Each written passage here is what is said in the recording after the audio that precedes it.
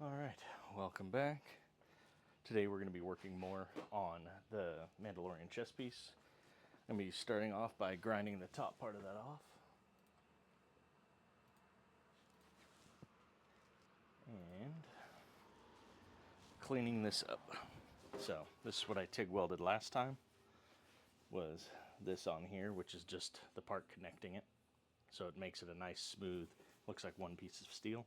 So I'm just going to grind this smooth and see if there's any spots that I have to touch up. And clean up this face a little bit, get some of that where it burned, where it melted through with hair. And this part should be done. Then we'll be adding another piece of that 3/8, welding it to the bottom here, and doing the same thing, welding it on the inside, getting it all attached up. So make it look like one solid piece.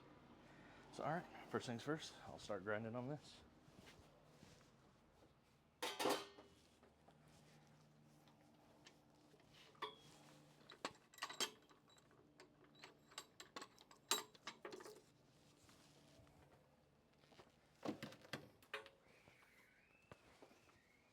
Also, because it is getting much warmer here, it's supposed to be, I think, an average of 107 this whole week.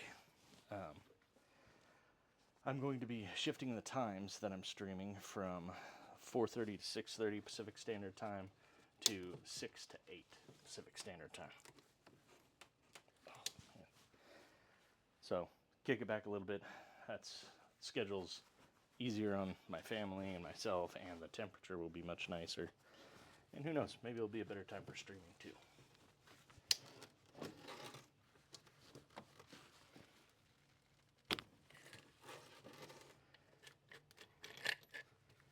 Alright.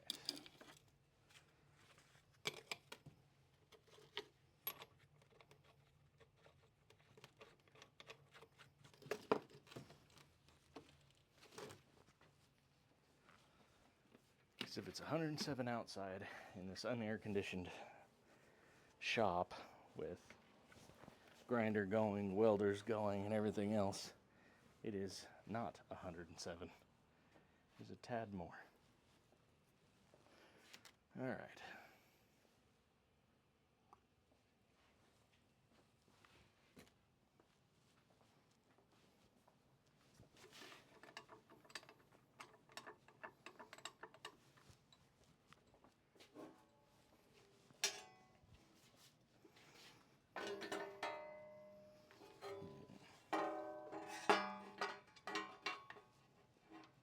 Really no good way to put this thing in.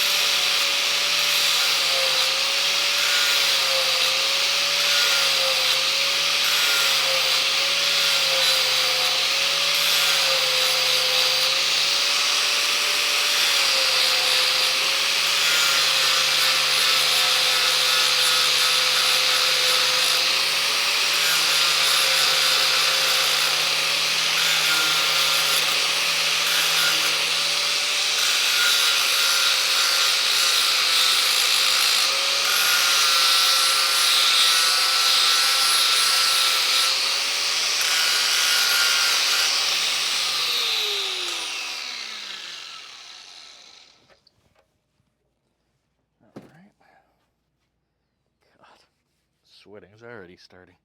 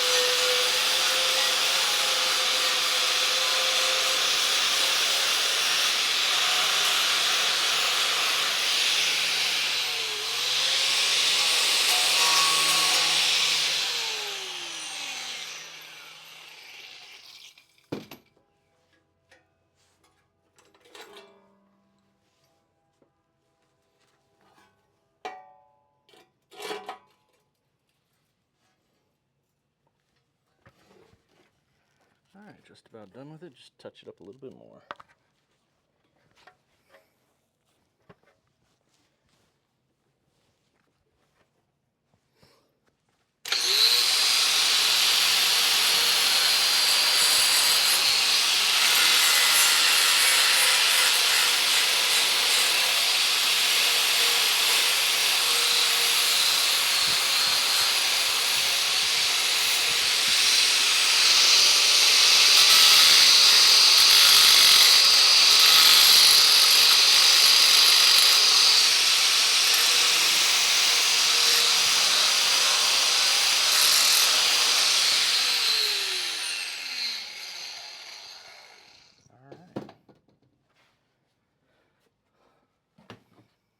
Check this out real quick. Okay, got it nice and cleaned up. So you can see now, instead of having that bead of weld on there, it's now one solid piece all the way over. Up into the corners, we have this little gap here because that is where the leather straps are going to come out of. So there's a little gap there to allow for those. Down here on this side, there's going to be a little piece, not of leather, but of steel that sits at an angle that's like a triangle between those 2 points. So it's a little tilted panel there. And then the 1/4 inch, just like this. This is 3/8 thick steel bar stock. Down here, it's going to be 1/4 inch bar stock around these edges. and then just those angle points blending everything together. So, all right, this I think looks good. Next is the piece just like this, but down here. And then that'll be the last of the 3/8 that's going on this armor. So, it's this piece right here.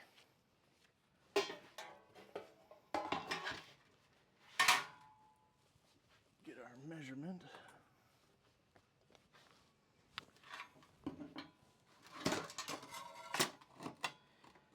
Looks like we're going to be at about I'm going to cut it at 7 inches. Might have to do a little grinding on it just because these welds will be in the way. But, well,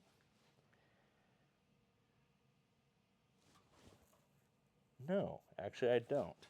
Because these pieces here are also going to have a little angled piece that comes in and blends into this. So it's going to come in maybe 1/4 inch. It's not a big angle, but if I just put it here in the middle, just bring it in from those welds a bit, that'll be fine. It'll be covered up.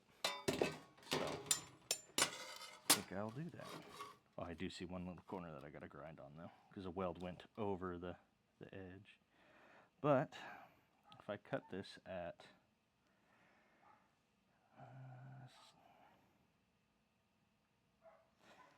man, you know, I'm going to cut it at 7 and then do some grinder work. So I'll grind these two down first, but I think 7 will be good.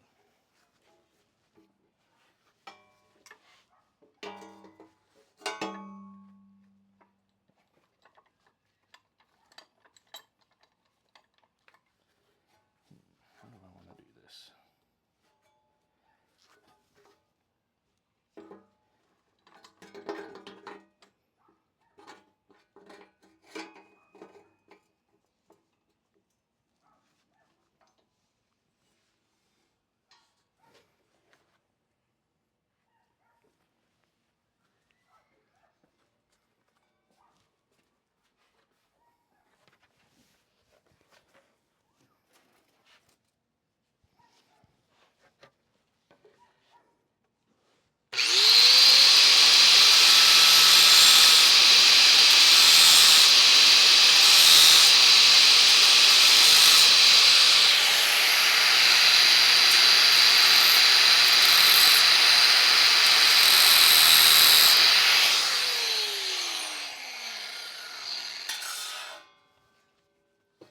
No, that's too close in that corner. I think I'm going to use files for that.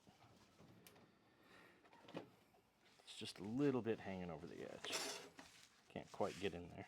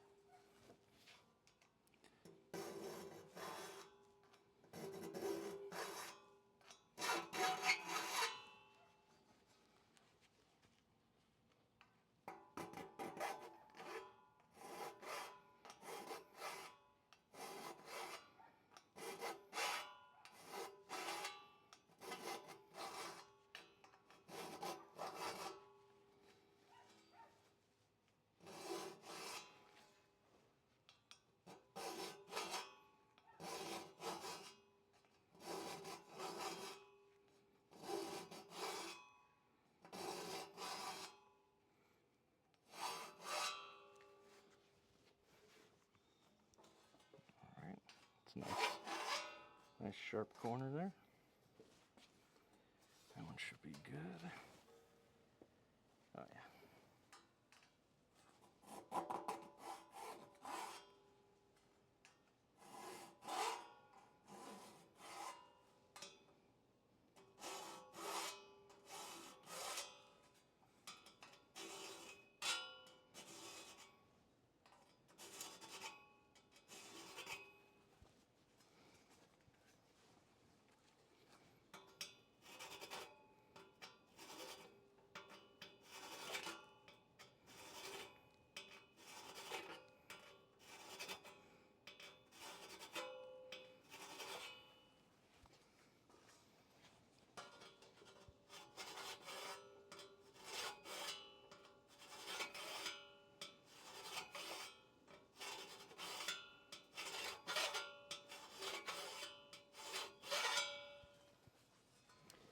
Beautiful, beautiful.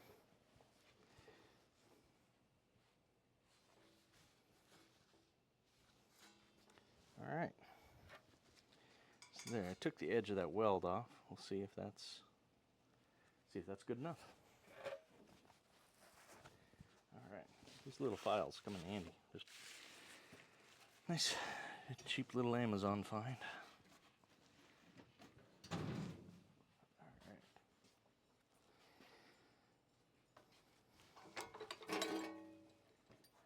Sure I didn't bend it in the vise.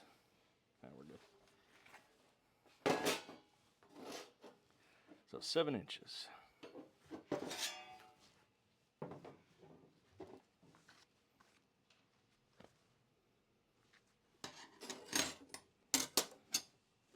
Side's pretty square.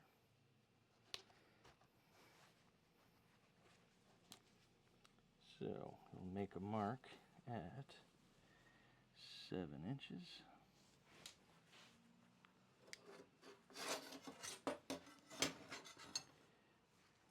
Square it up and get our line.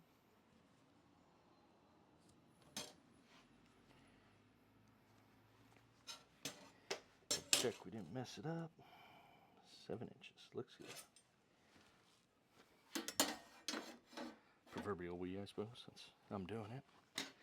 All right, so cut that off there, and that should fit perfectly right in there. Here's hoping.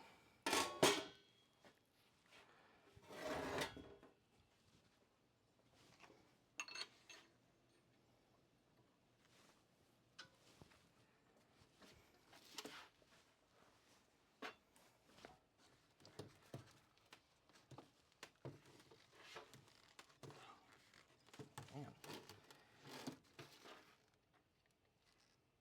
this thing's really sticking today.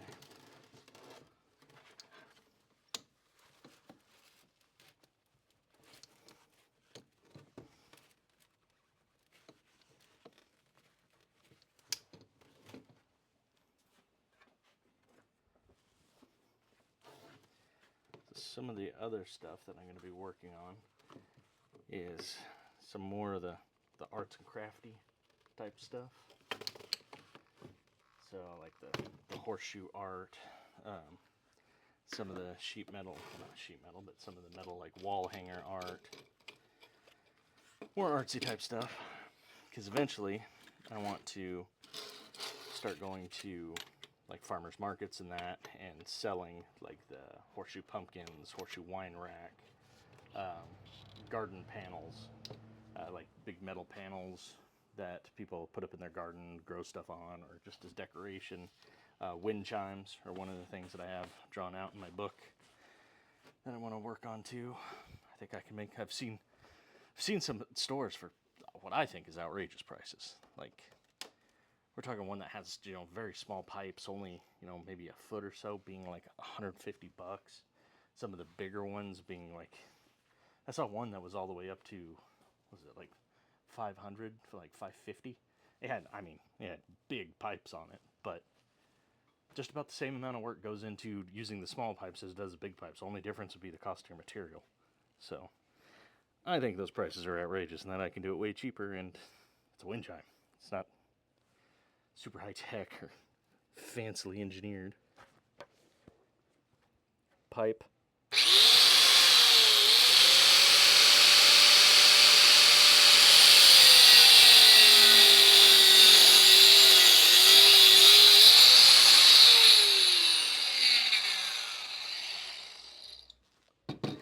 Before I interrupted myself, pipe and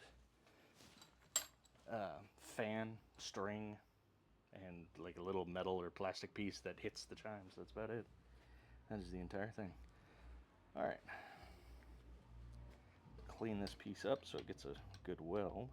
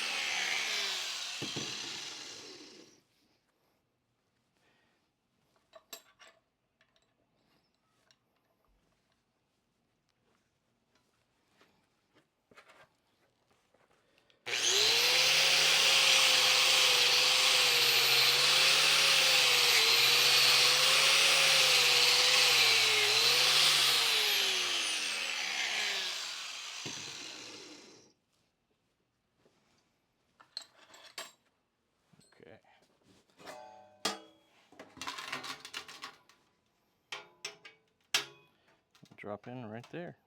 Wow, that fits perfect. All right, this might be one of those off chances where I did something good.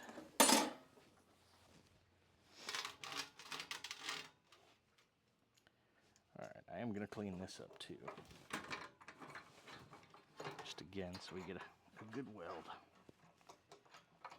Well, as good a weld as I can get.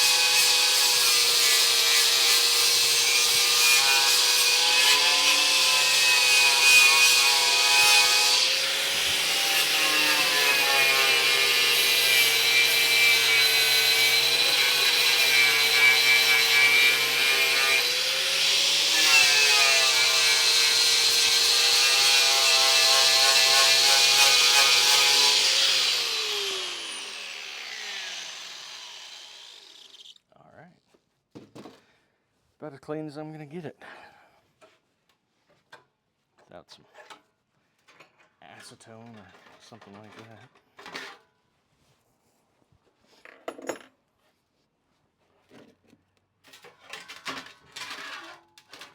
So first part, I'm going to put that piece down, tack weld it with the MIG welder here, then weld the whole back side of it. And then I'll come in with the TIG and weld the front along that delicate edge. So I'm just blasting the weld on with this thing and then going to the other side and get it nice and pretty on the outside with the much better tool, much more precise tool.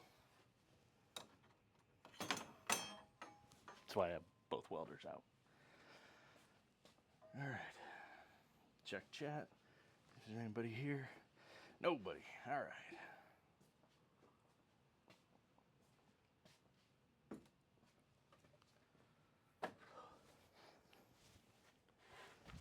I gotta cut my hair too. All right.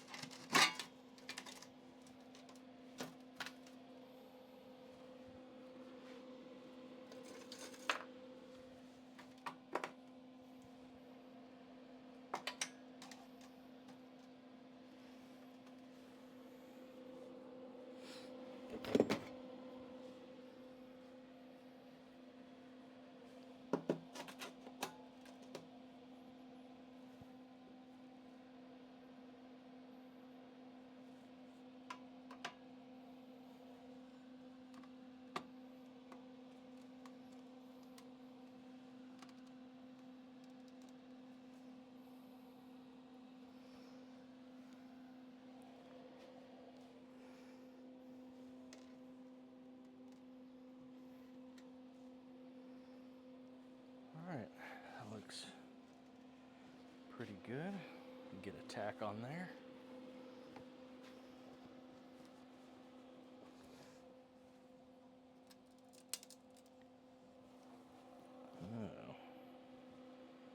Oh. Appears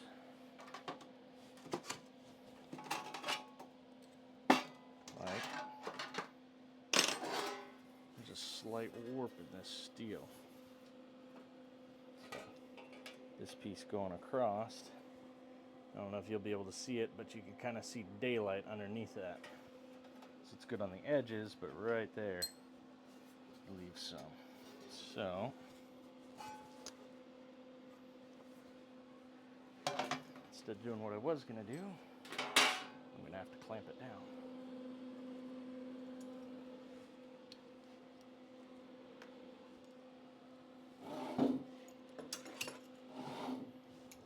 If I clamp it at the edge, which does touch, clamp it on one edge where it touches, and then clamp it in the middle and really tighten it down to take that gap out to bring it up to it, it should work.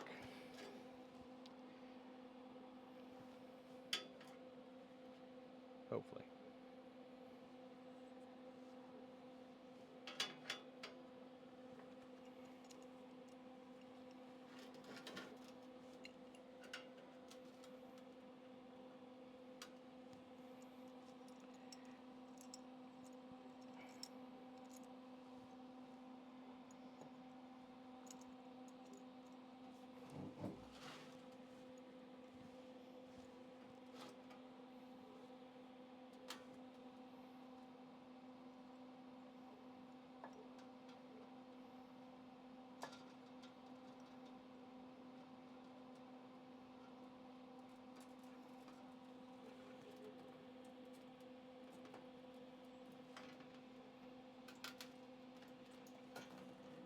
Okay, so I got that corner clamped. Now, clamp it in the middle to bring the two pieces together, and then put my first tack on the opposite side. Then, I should be able to remove the, well, let's see, remove one of them, but I might have to move in and clamp it again and then tack on that spot. It'll depend on what the metal does right now. Wasn't a huge gap, but a lot more than I want to fill with the TIG welder on the front. That looks like it did it. Looks like that solved the problem. Cool. All right. Throw a tack on here. Just gonna weld it like this now.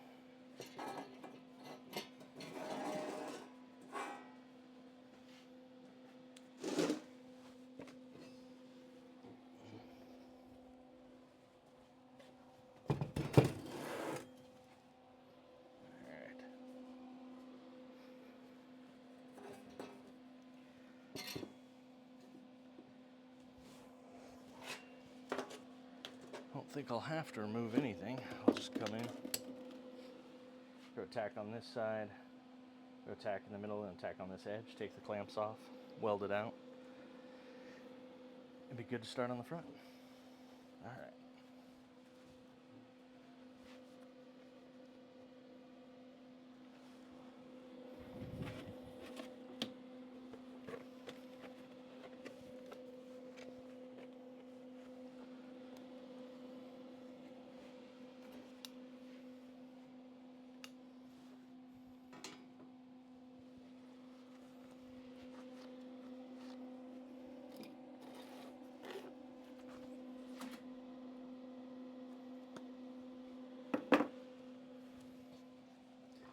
All right.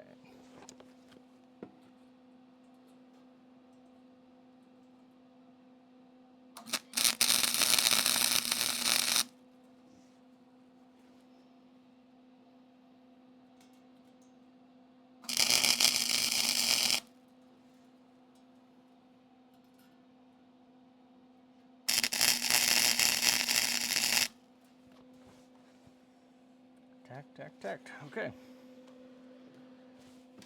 see what it looks like. So I got a tack in the middle and then one on each edge.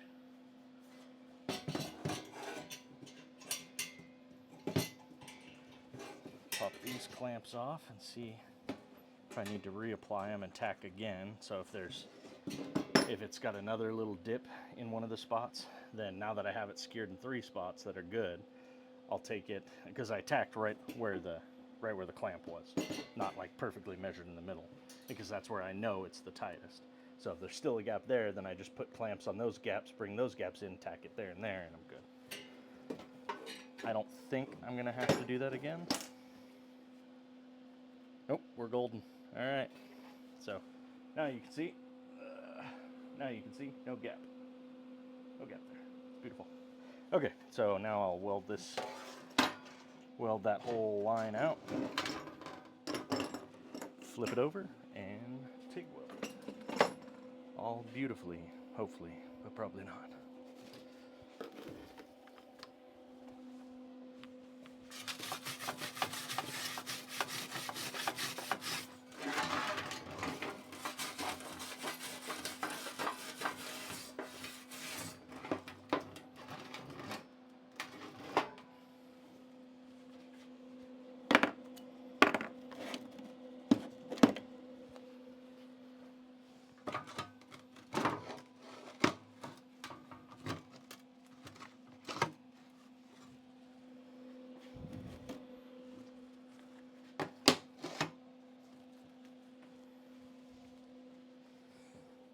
Okay.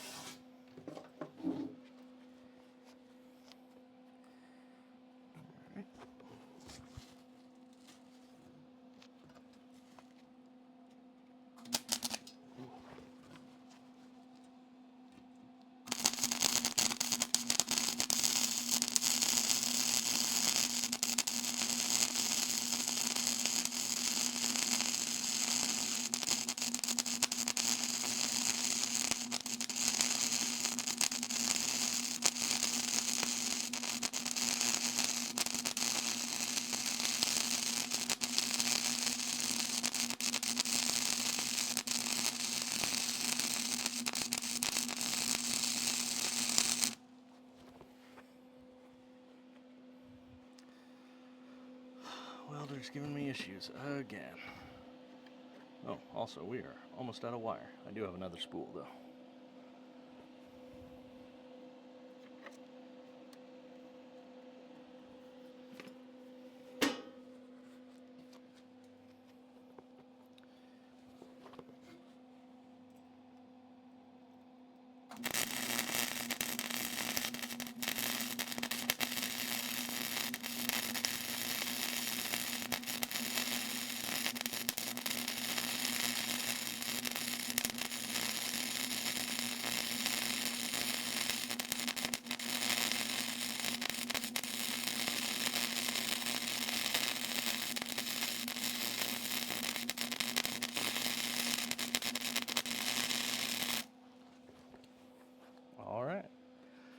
fully welded. Let's see, how close are we? Pretty close to out. Okay, but we got that part done.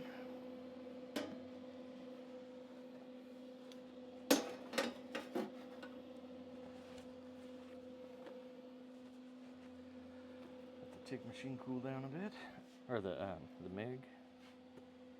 Then weld the outside. So,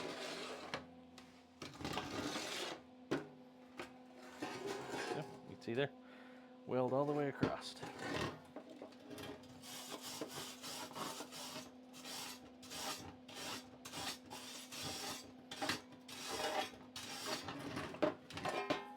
Alright. There, you can see we're welded all the way in. Now we'll come to this and do a nice pretty weld across there and grind it out so it looks just like these other edges. What that'll do is two things. One's cosmetic. By doing that on the edges, the whole armor, the whole chest piece will look like it's that thick. Wearing a 3/8 plate of steel on your chest is very heavy. So if I can avoid that and still keep the rigidity and strength of steel, I am. But also in that same regard, anytime you have a flat piece of anything and you start adding more angles, more surface area to it, so if you have something flat and then you add a bar to it, you're now adding the surface area of all three of those sides to that piece of metal. Then of course you don't count the one that's touching it. So anytime you do that, adding more surface area to something but keeping the same like 2D footprint, that does nothing but strengthen it by a lot. So what they'll do with like rifle barrels to really stabilize them or make them strong is they'll flute them. You'll see that on some like fancy ones. You'll have the long rifle barrel, but then it'll have grooves in it. They do the same thing on swords. It's not a blood channel. That's not what that is. It's a fuller. It's there to give it rigidity, give it strength. Because when you add those cuts in, if it's perfectly round barrel, and you add those little cuts all the way along it, you've now added the surface area of that entire cut to your round barrel. So anytime you add more surface area to stuff, it just makes it way stronger.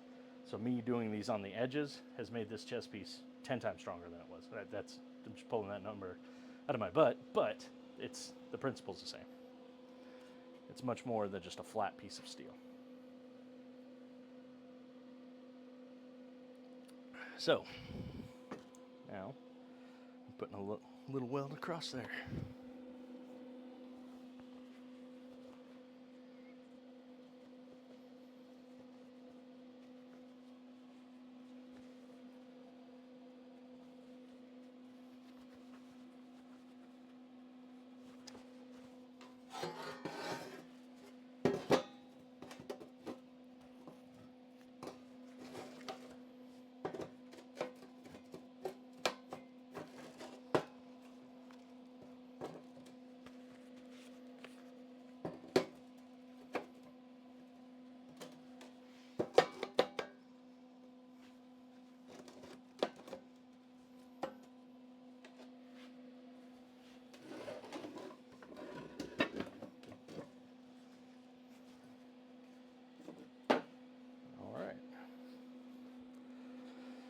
I'll get the TIG welder going.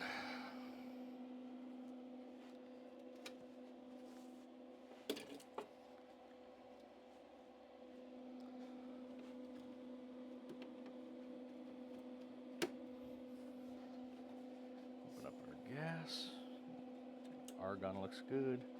Machine's on. We're at a good temperature.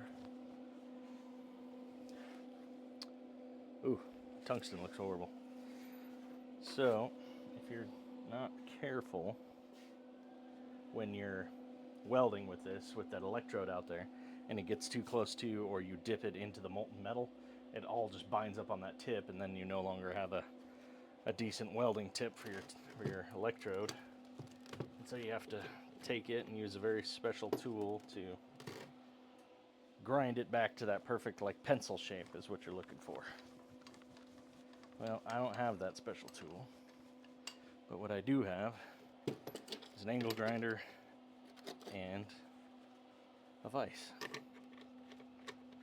I do have a pedestal grinder on the way, which is one of the big grinders with the two wheels that go this way that you put up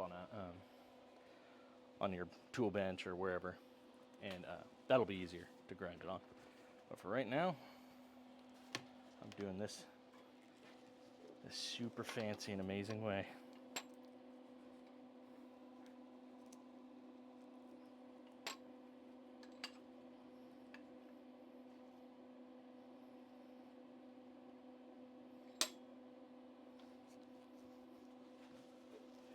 All right.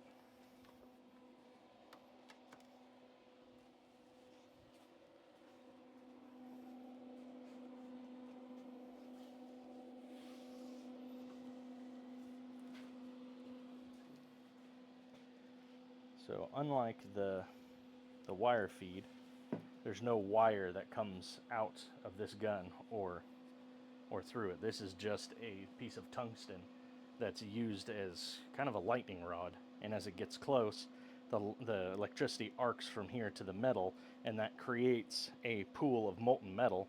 And then by hand I add in just a thin, I have this, just a thin rod of steel. So as I'm using the tungsten to make a little pool of molten metal, then I just add that into the pool, which melts, which adds the material. Whereas this just kind of all in one does it. So, but to do this, because it's just bare steel, I have to use something to get the oxygen and the air out of the way of the weld so it doesn't mess the weld all up. And that's what that tank's for, is that's argon, which pushes all the air out of the way. So that's TIG welding. I understand the concept of it. I'm not great at it, but getting better. All right. So in order to concentrate this arc, this needs to be ground down into like a pencil shape.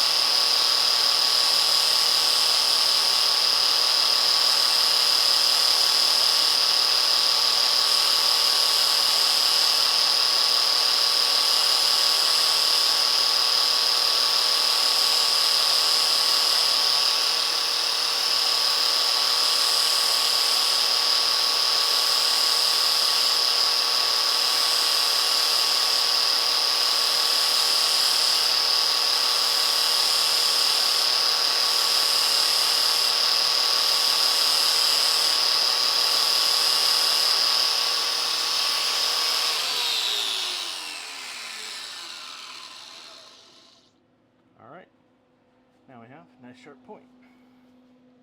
So that should give me a pretty concentrated little arc.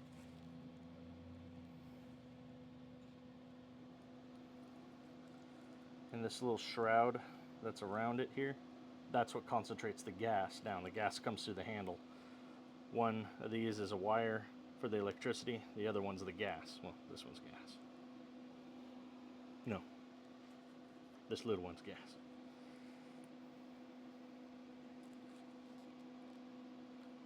Alright, just want it sticking out a little bit.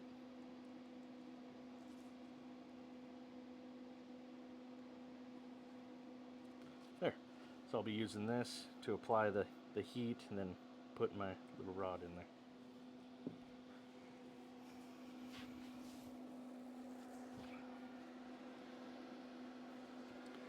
It's on, we're good there.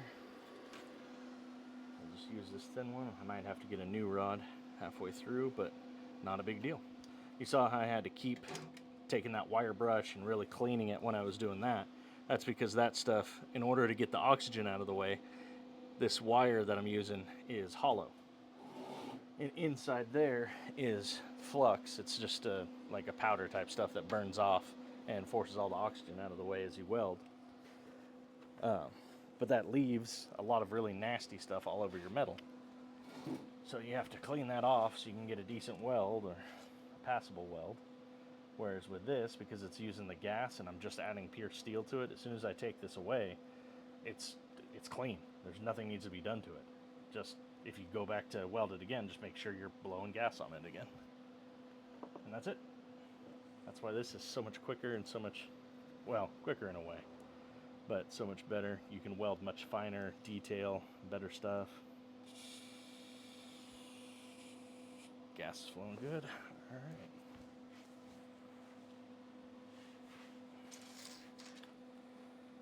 Okay, so as soon as I hit this, got my ground on, should arc. Yeah, just to make sure. It's always best if you can attach your lead to the project.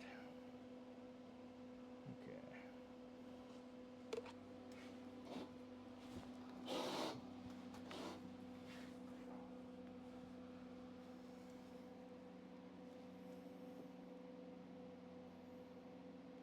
Here, just kind of flick it up into it.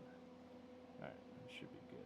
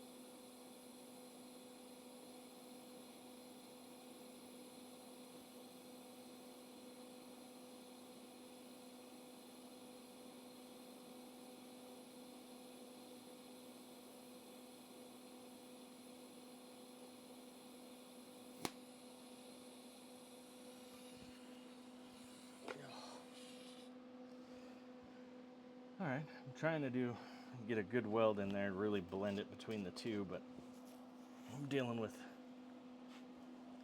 3/8 steel on one side, and then real thin stuff. Well, not real thin, but a lot thinner than 3/8 on the other side. So trying to melt one, bring it up into the other while adding metal. It's just a skill that I'm learning. I am not a skilled TIG welder. I am a brand new TIG welder.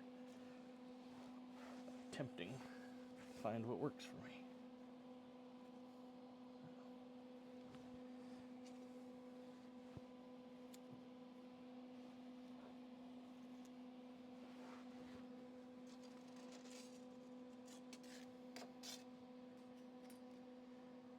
Alright.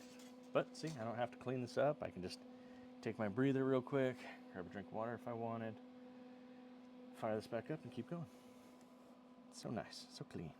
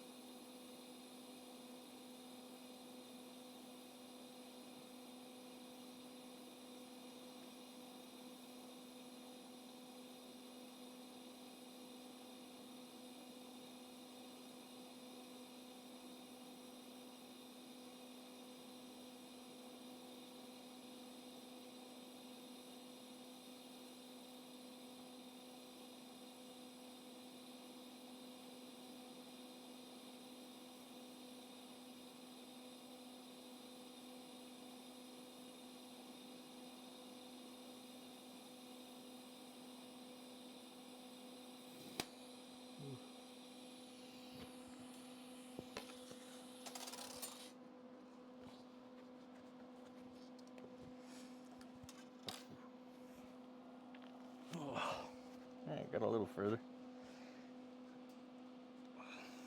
Man. This is...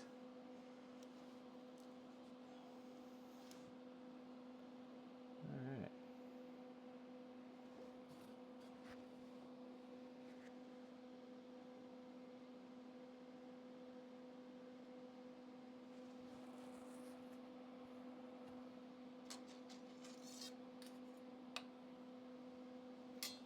Okay. Bit by bit.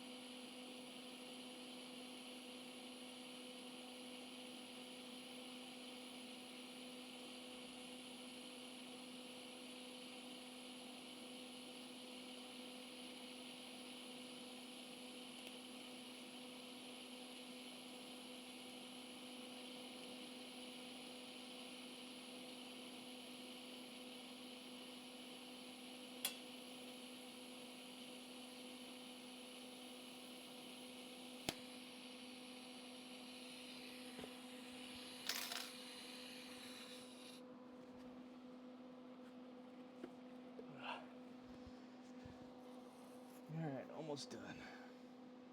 Just a little bit here, then I gotta touch it up back at the beginning. And maybe touch up one other spot.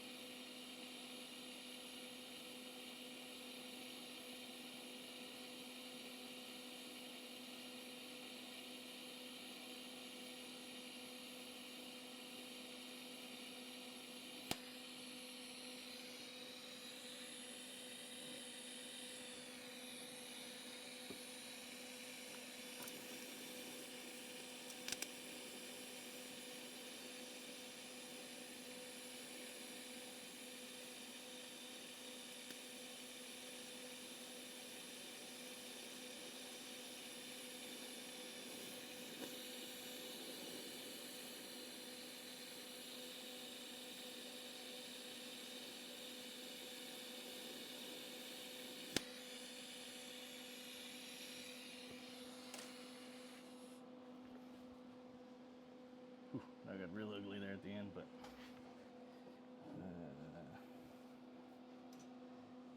let me touch on it.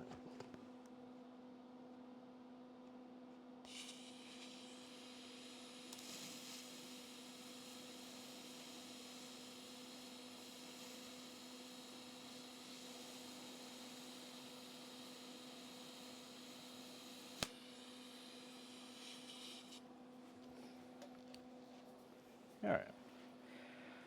Okay, that's on. I'll take that over to the grinder now. I dipped my tungsten though, so I'll have to clean that up again before I re-weld, but that's done. So next step would be welding with the big welder.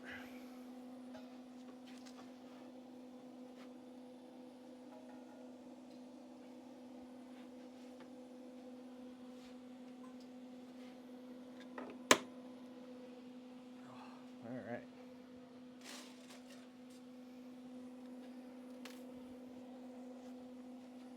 So since I'm going to be pulling that out anyway, I should probably clean my tungsten off since I already have it all set up. So I'll do that first.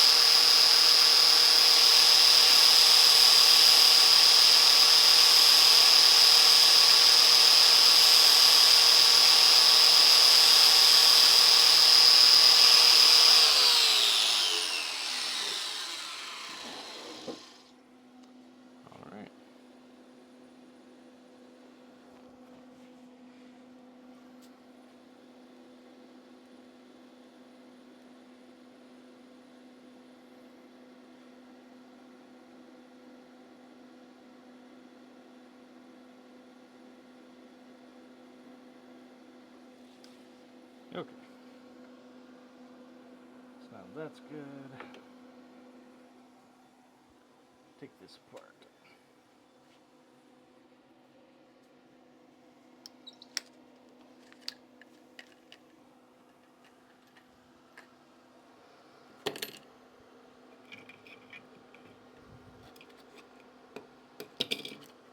You know what?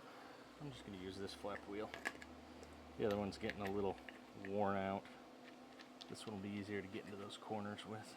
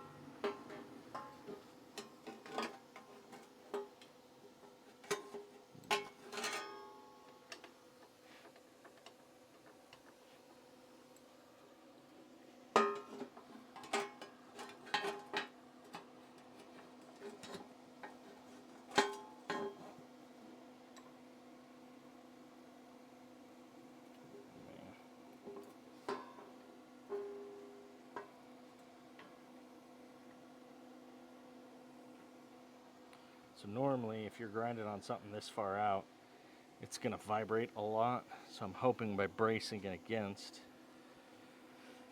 it won't vibrate too much. We shall see.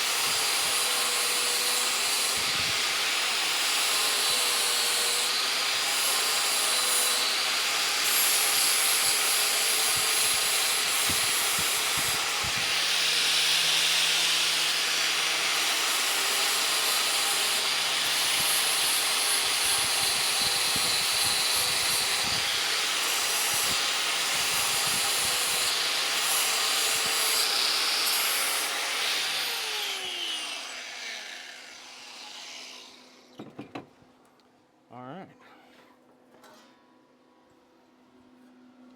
Now we got that part on there.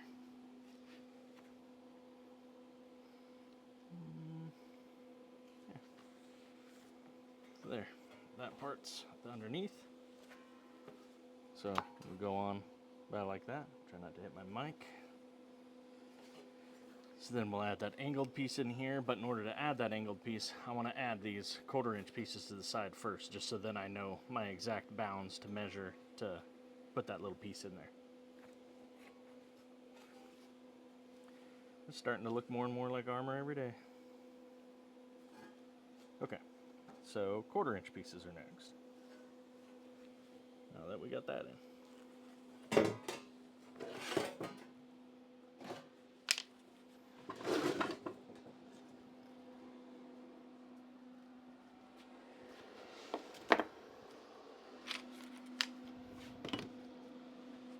Check chat real quick, see if anybody's there or has said anything. Nope. All right.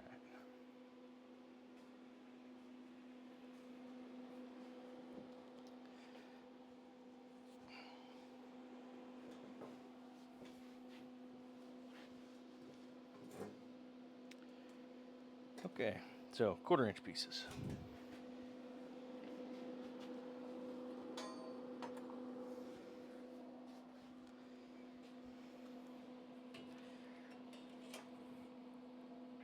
So that's going to be going in there. That is 2 3/4 inches. Actually, because sometimes this stuff doesn't work out perfect, I'm going to label and number these. So we'll call this A1, A2, and A3.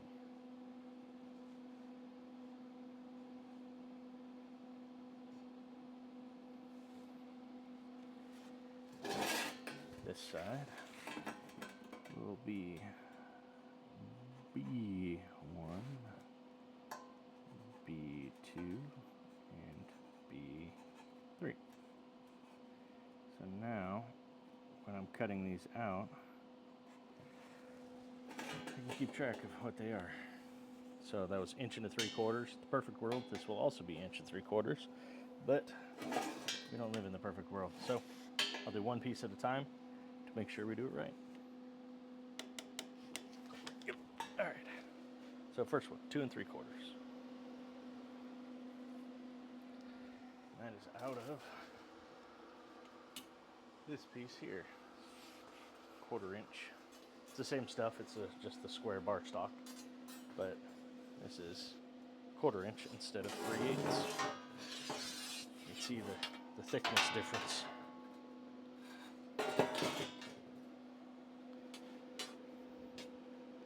I figure the big plate up front should probably be the thickest part, and that it can thin out towards the sides. The back I'm probably just going to do 1/4 inch as well, because that's going to be covered by a cloak, so I don't need to worry about that too much. So kind of a mix between cosplay, practicality, and I don't know, make-believe? I don't know how to say it. All right, in 2 3/4.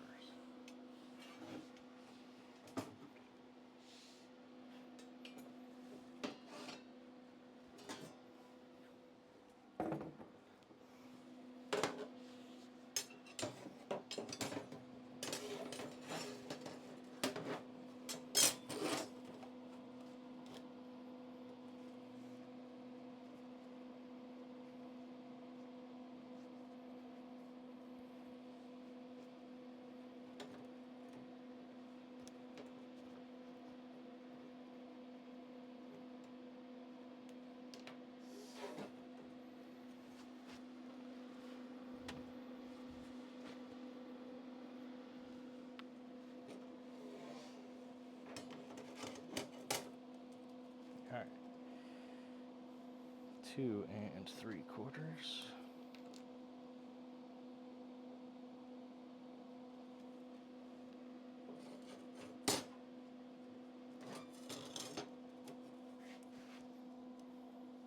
probably isn't really necessary since it's only a 1/4 inch, but doing it anyway. Alright, normally I'd throw this in the vise to cut it, but it's far too tall for that. So we'll cut it on the table here.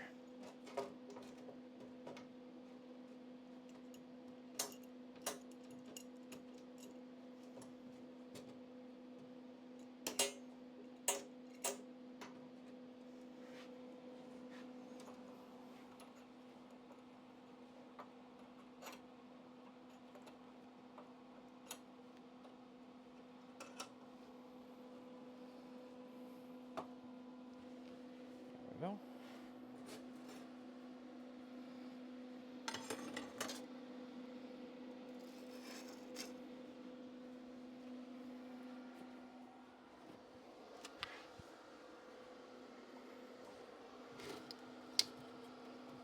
Always unplug your machine when you're taking stuff on and off.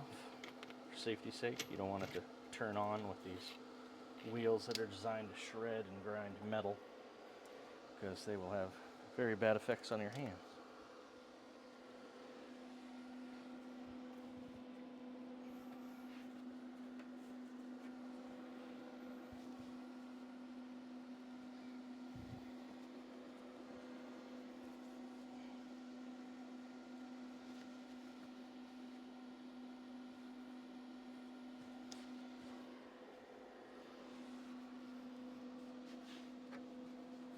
Okay.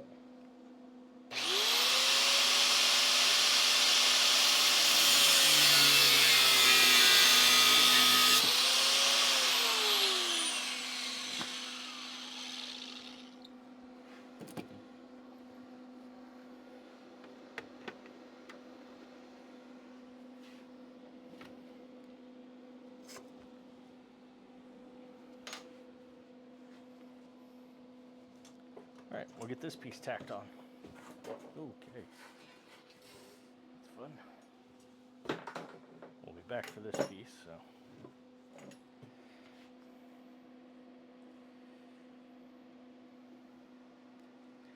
Does need to be cleaned up a bit, but I don't want to use my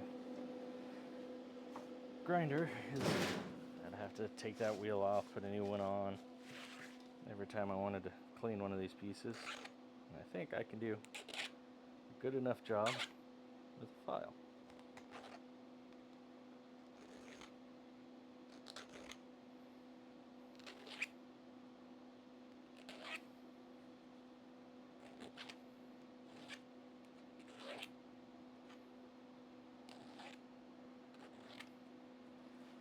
I'm not sure if this really is less work, but in my lazy world, I don't want to change the wheels. I would rather file.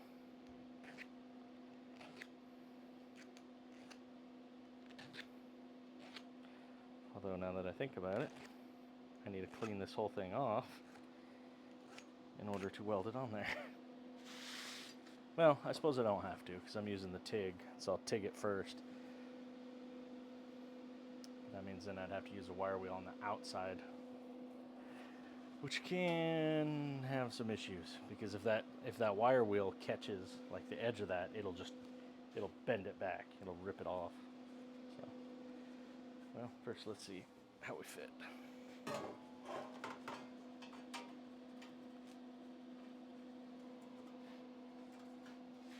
It'll fit well there. I just got to get rid of the weld on the inside of this just by a little bit.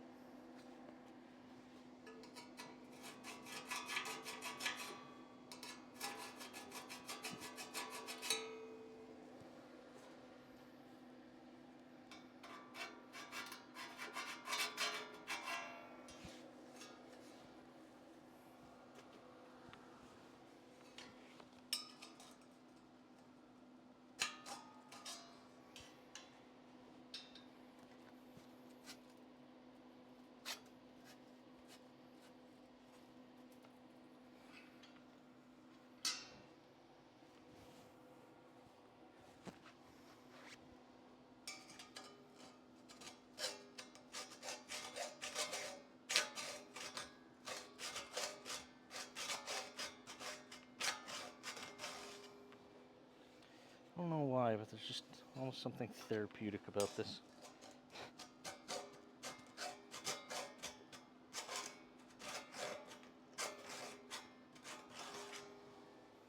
Don't get me wrong, sometimes I get apocalyptically frustrated with it, but this isn't one of those times.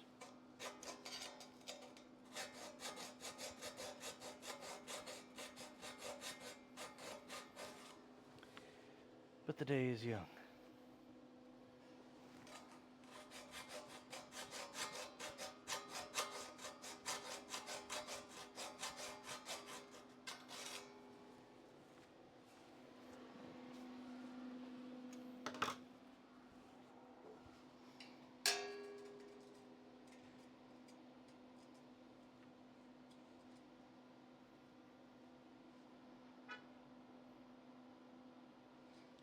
I think that'll work. I take that back. Little hump I want to get off there.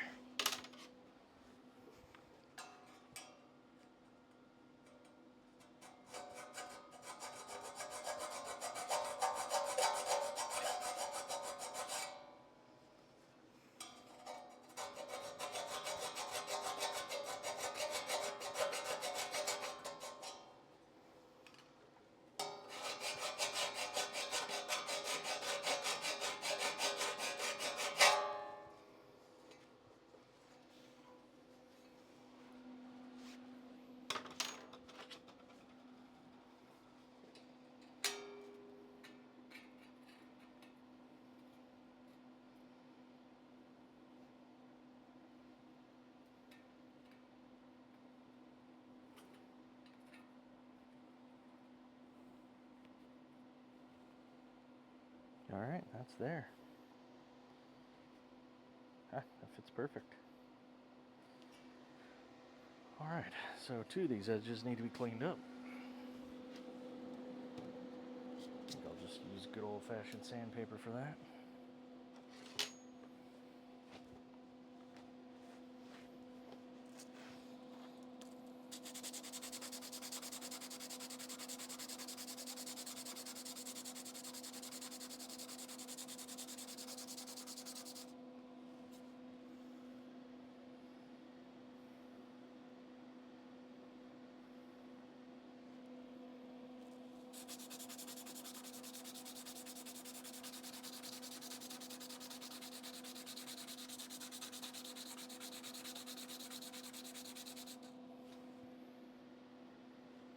Oh yeah, that looks good.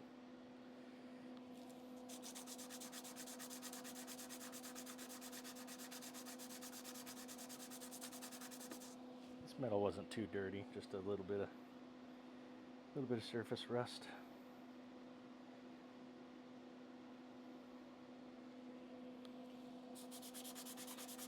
This was all surplus metal too, so bonus. What's it, $1.25 a pound? So far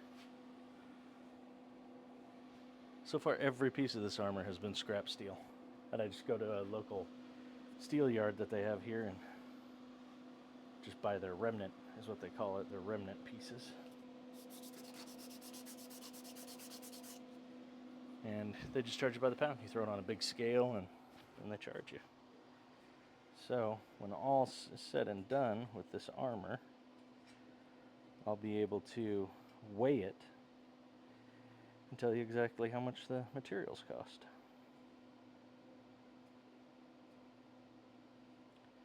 Whatever it weighs times 1.25, $1.25 a pound. Okay, this looks good here. I should tack that on first.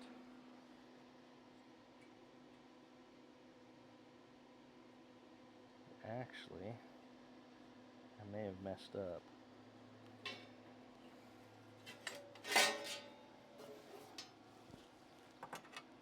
So, yeah, I kind of messed up.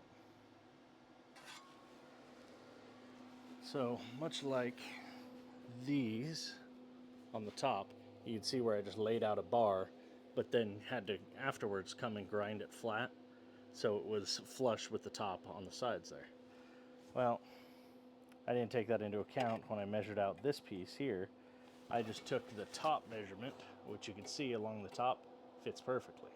However, now this little side piece, the next piece that goes on there, if I want to bring it all the way to the edge, that won't allow that. So there'll be a little lip there, a little gap.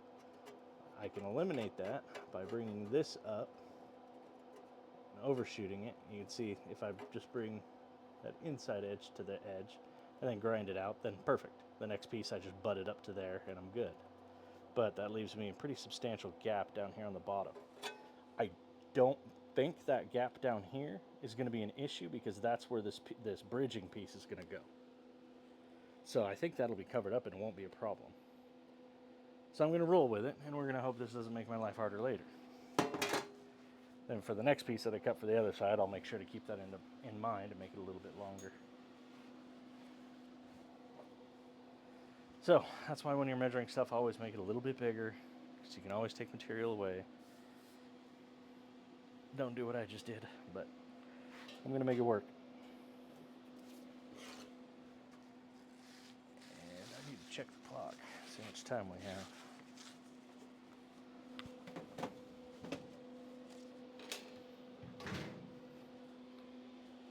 What do we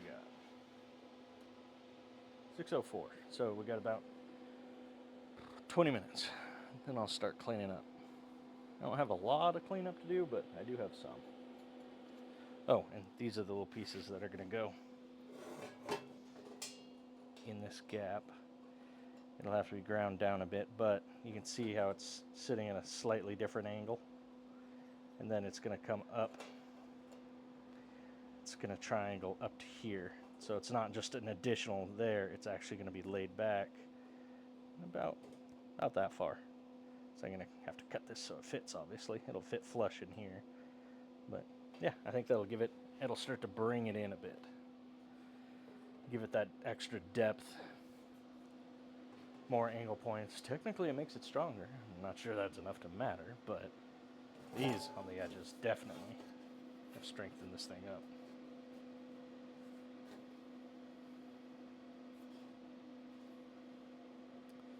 I'm super happy with this so far, but all right. Enough of that, time to weld.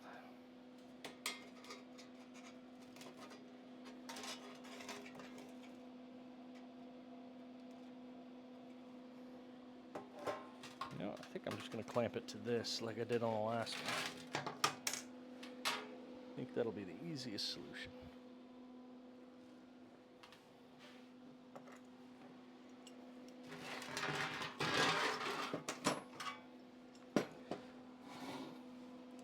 Really should get some smaller, better clamps for stuff like this. But making do with what I got.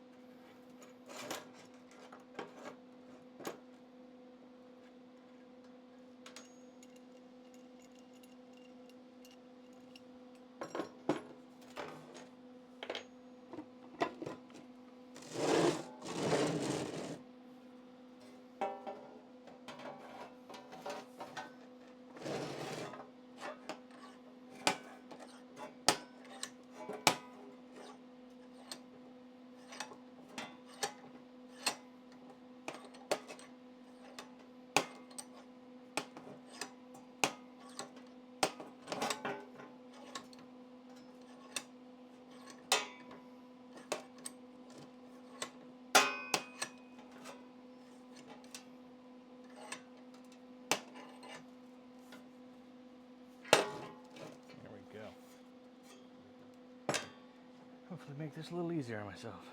All right. Putting on our little piece, bringing it up to that edge.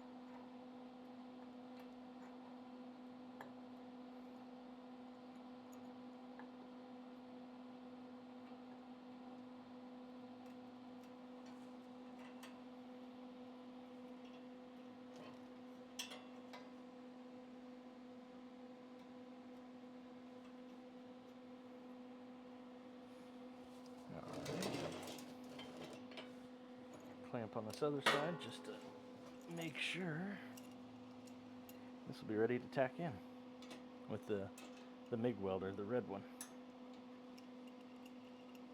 It's not ready for the fancy blue one yet.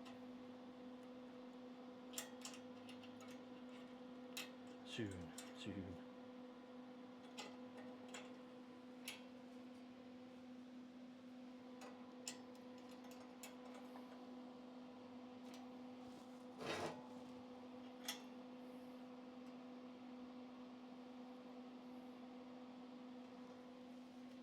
Okay, that looks and feels perfect.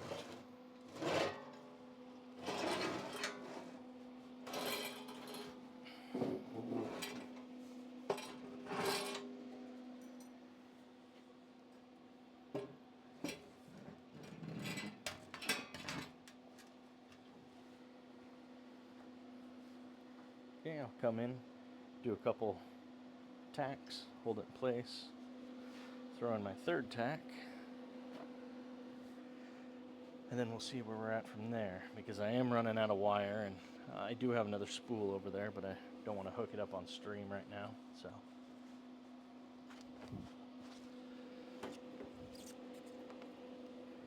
I'll just tack this piece in place, and at a later time I'll weld it out on the back.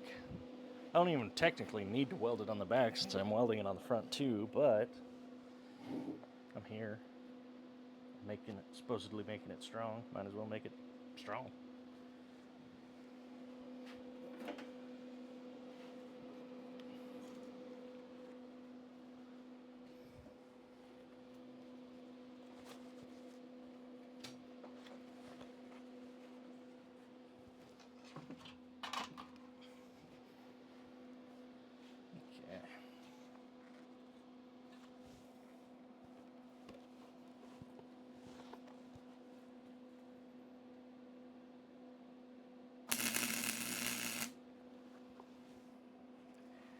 Tacked. Alright, we'll throw one in the middle.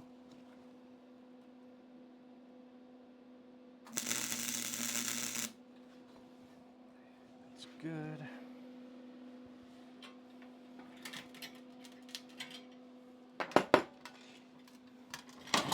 Still look good. Still look good. Alright. One more tack at the top.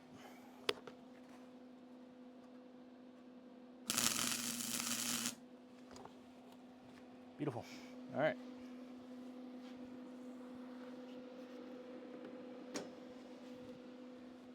Let's see about adding another piece.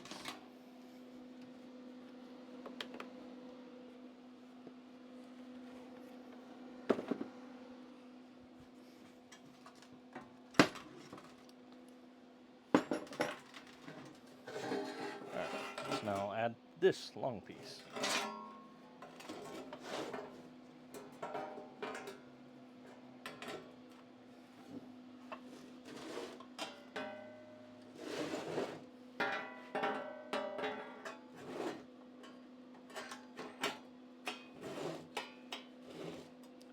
Really like this, having this in the vise like this.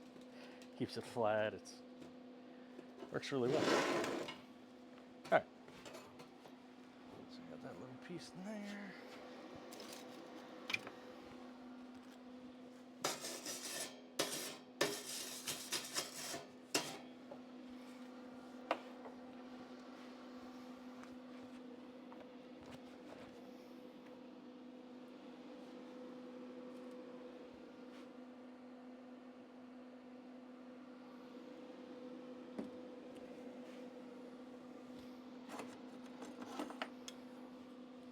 All right, what do we got?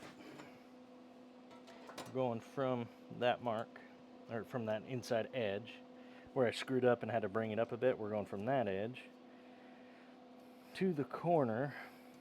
That is a square corner, I believe. Oh, damn it, that other side's not square. But, yeah, it's pretty close. So if I have to do an overhang, I just have to do a very small one. So it's at 3 1/8. No, 3 1/16. So we're going to bring it up to 3 1/8. mark it at 3 1/8, and then make sure that I don't, when I'm cutting it, that I don't cut my line off, and that should be good. So mark at 3 1/8, 2 3 1/8, and that should give us just a little bit of overhang. Not enough to where we're wasting material, but also not being stingy. And to give us enough fat over there to grind it off and give us a nice flush edge. At some point too, I have to come back here and touch up these edges, because these never got welded on the edges because there was that overhang. So now that I've ground them flush, I just want to fill in those gaps a little bit. Just continue the illusion of it being one straight piece. Okay, so clamp this, cut this.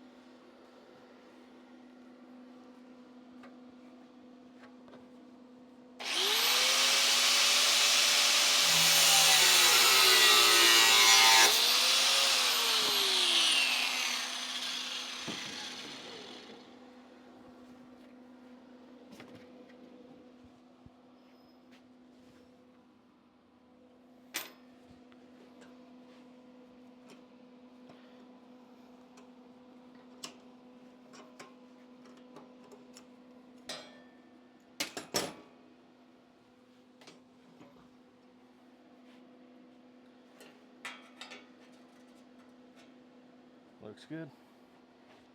So now we'll pull out the file, clean it up a little bit again. Forgot about that and put it away.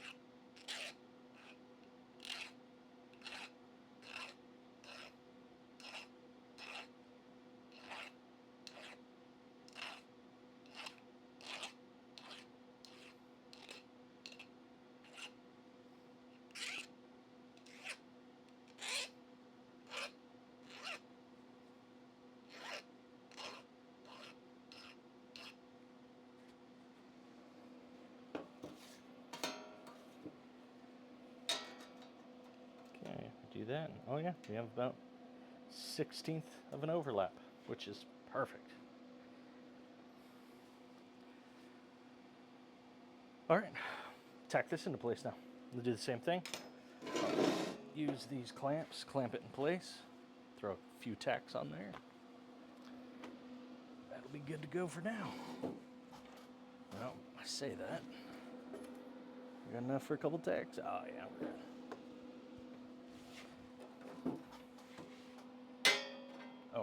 Clean it up first.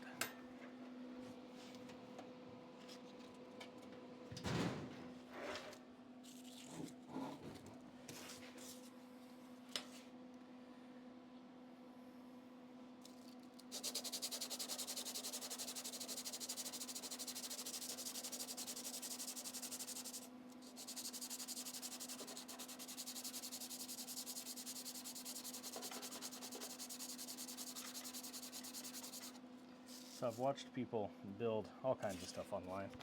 Anytime I see one of those like lathe videos or epoxy pouring videos or something like that, I just am entranced and watch the whole thing.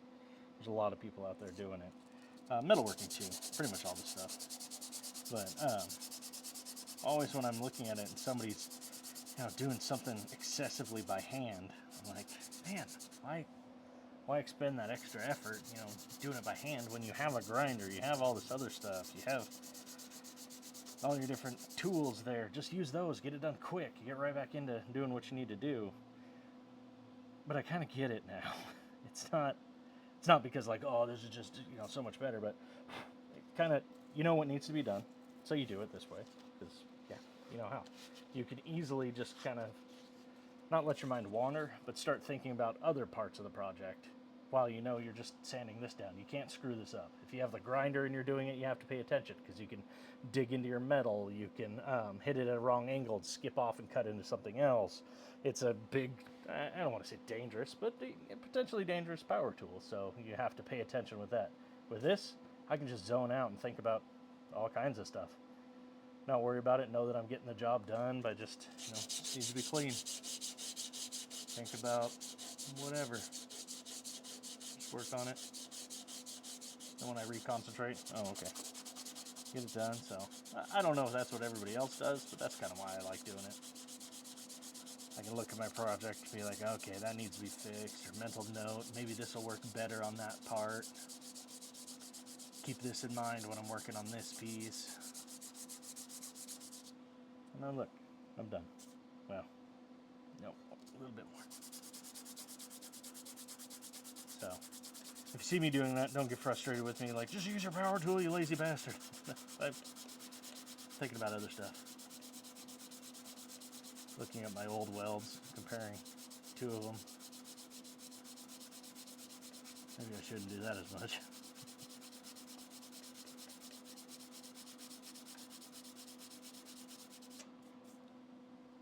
There we go. All right.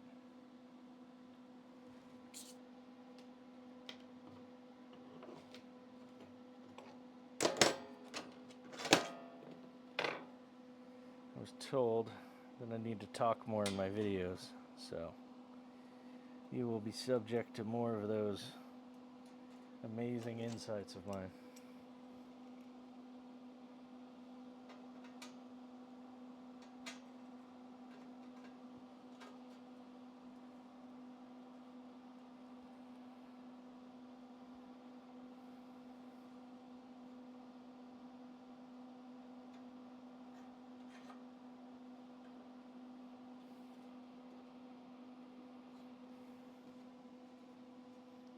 Looks good.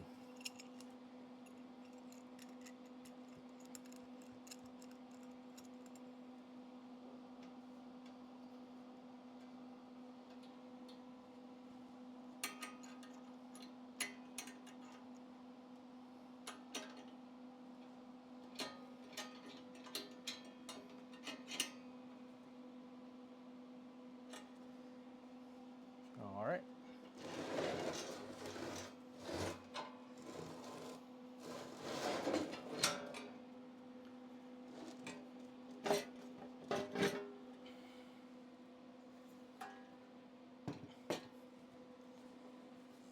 How am I going to do this?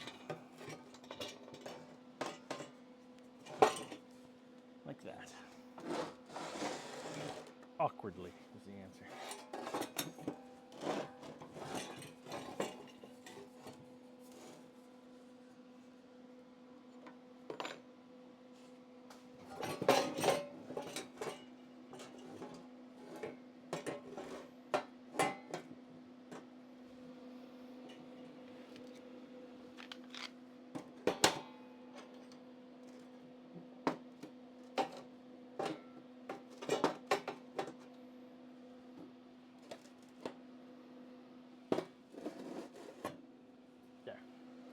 All right.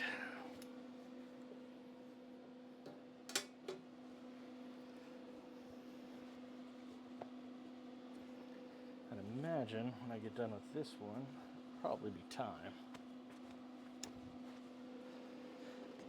Maybe I'll have enough time for one more. Although we are done TIG welding for today, so shut my gas off while I'm at it.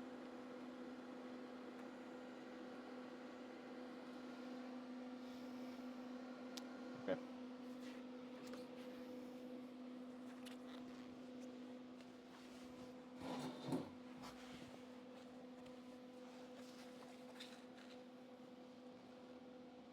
Just a nice little tack in there.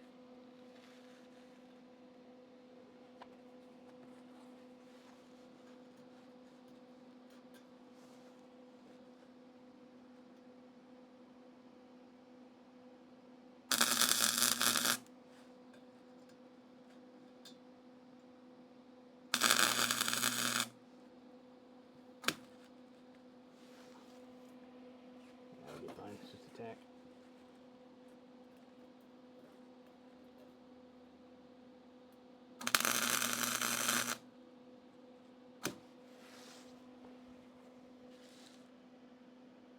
Look to be tacked, alright.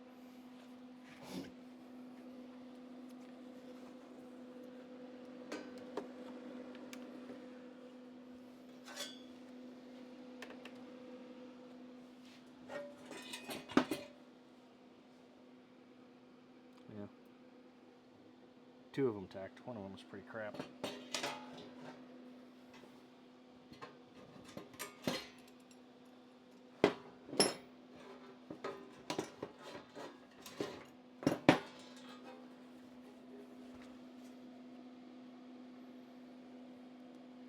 But we're together. That's one solid piece. Well, relatively. It's attached. Alright, so you can see there, we're starting to get that border. Now I do this last piece here. Well,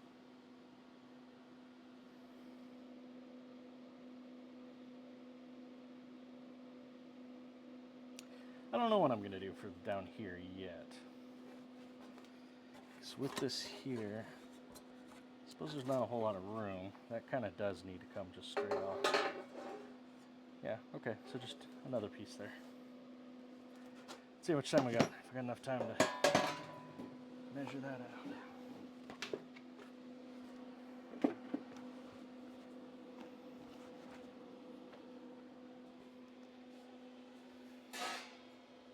What are we looking at? 5:26. No, I do not have enough time. Okay, well, that'll be it for today. Do some light cleanup real quick.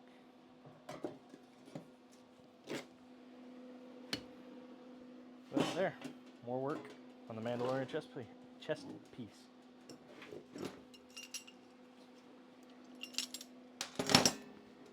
That was hot. Alright. Now at this point, I might as well just put this in here somewhere.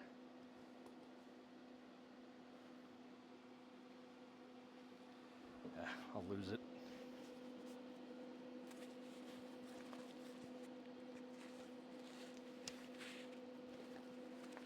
I know where it's at. Alright, so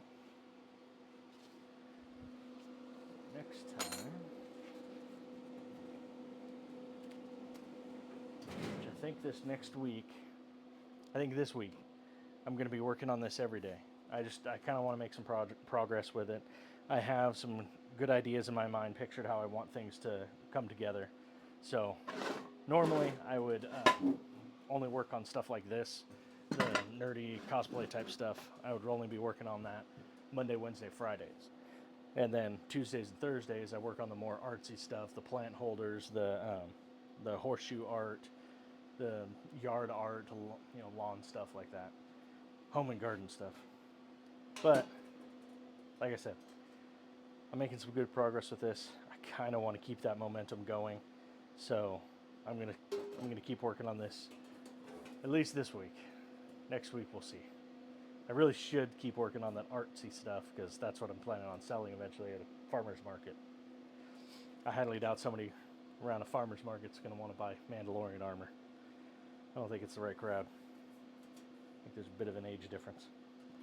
But There's a little bit of a dent. But anyway, so next I'm going to keep working on this, but I'm going to be shifting the time. Like I said earlier, from now on, the streams are going to be from 6 p.m. till 8 p.m. Pacific time. Get me out of the heat, work a bit more relaxed of a schedule for my family. I think that'll be the best thing. So thank you for watching. I'll still be around cleaning out here, so if you have any questions or anything, just post them in chat and I'll respond to them. But all right, thank you for watching, and I'll see you guys next time. Hopefully I can keep to this new schedule a little bit better.